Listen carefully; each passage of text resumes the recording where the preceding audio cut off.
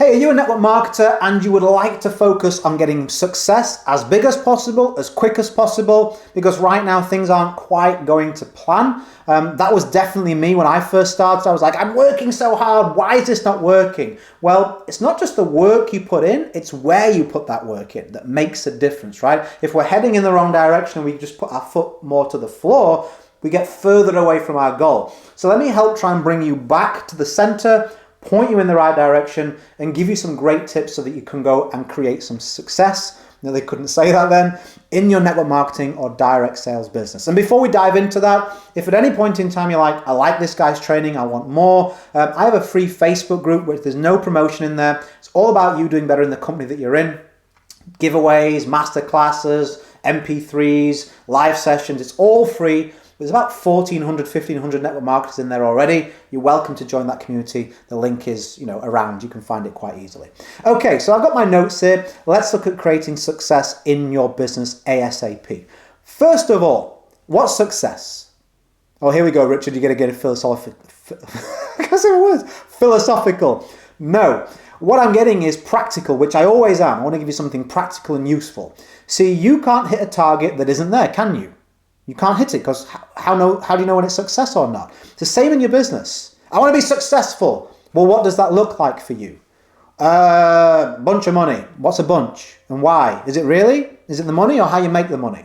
Is it what you're going to do with the money? Like there's loads of questions around that's too broad, right? So define success for you. Think about in the future, 2 years, 3 years, 4 years from now, if you were super successful at this and you got everything that you wanted out of it, what would your life look like if it was successful? Start to take some notes. Be a true business owner. Start to learn this stuff. Okay, I'd be living in a place like this. I've moved house, or I'm in a different part of the world, or I drive this car, or I'm spending my time this way. I'm within this relationship. I look like this, or I work out more, or whatever. Start to look at what success really means to you. Otherwise, you have no idea how to get there. And now we have that pinpoint on the map. Start to map the correct path towards that success. I recommend breaking that down into sort of quarterly goals. So look at the big main success goal, break it down into quarters because now it's not too far away, and start to look at the kind of daily actions and numbers you're going to be having to put in to really reach those goals. You may say, I need a couple of signups a week, every week for the next 3 months, Richard. Okay, well then how many people will you have to prospect? How much will you have to spend on ads? What kind of systems are lacking in your business right now that would cause you not to do those numbers? Can you see how if we know what success is and we break it down to some numbers, you can start to ask much more intelligent and revealing questions, and when you answer them, do some really good work in your business. Next thing we move on to is being relentless with your decisions. Start to become really annoyed with waste.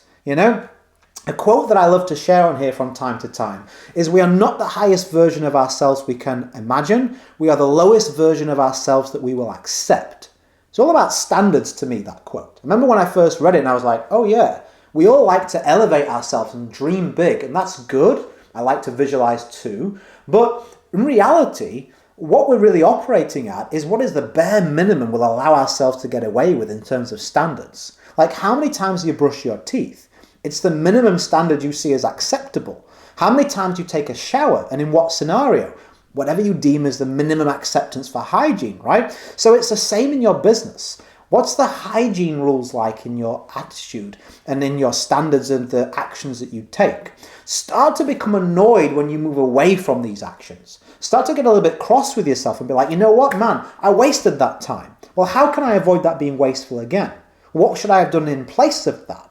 Start to really become focused on that roadmap and success that you pinpointed, which I helped you do at the beginning of this training. And watch what happens in the way you make decisions, how you feel about them, and the levels of success that you can reach. This is all I've really ever done in my business, and I've reached some amazing heights and continue to scale and grow and help many other network marketers scale and grow. It's all about putting systems in place in my business, minimizing the waste, maximizing the time that I put in so I didn't have to put a lot in and could still get a lot out. Again, not just where you put the work, but the quality and the amount of work that you're doing in what places. Begin to think that way more professionally, and you'll get better results. I hope to hear about them from you as well. So as I always like to say, go create a day in a life that counts. always have more desires than excuses. I hope you found this useful. If you did, I'd love to see you over in my network marketing community. The link is around here somewhere. It's easy to find.